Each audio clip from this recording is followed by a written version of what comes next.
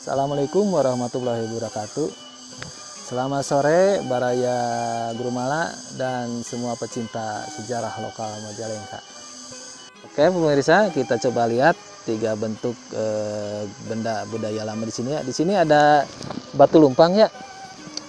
Batu lumpang ini ya melambangkan sebagai yoni mungkin ya,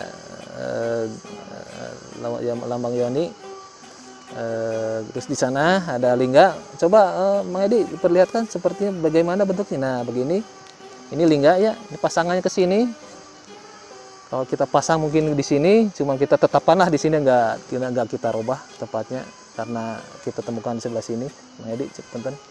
Dan satu lagi ini menurut kami ini bentukan sebuah arca ya. Mungkin bisa dilihat dari bentuk ini raut muka, ini tangan, ini perut yang sedikit buncit ya. Terus ini ke bawah kaki ya. Ini raut muka ini. Ini kita persepsikan sebagai alis ya. Ini dua. Ini hidung pesek begini. Ini mulut di sini. Ini tangan sini, tangan dua ke sini nih. Ini tangan ke sini. Nah ini perut sedikit buncit.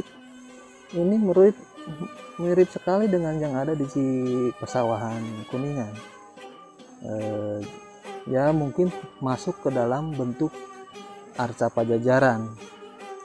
Arca Pajajaran adalah arca yang dibuat oleh penduduk lokal di sini zaman dulu sebelum masuk agama Islam sama Hindu.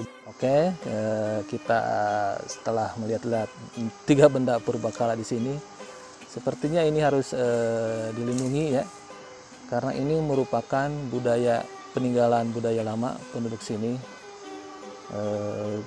Yang terutama sih kalau menurut saya sih ini lingga yoni sama arca ini adalah peninggalan zaman sebelum adanya masuknya agama-agama Hindu atau Buddha.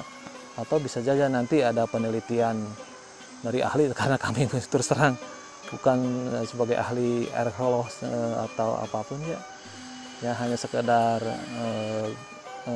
pecinta sejarah dan pecinta benda-benda purbakala yang berada di Majalengka.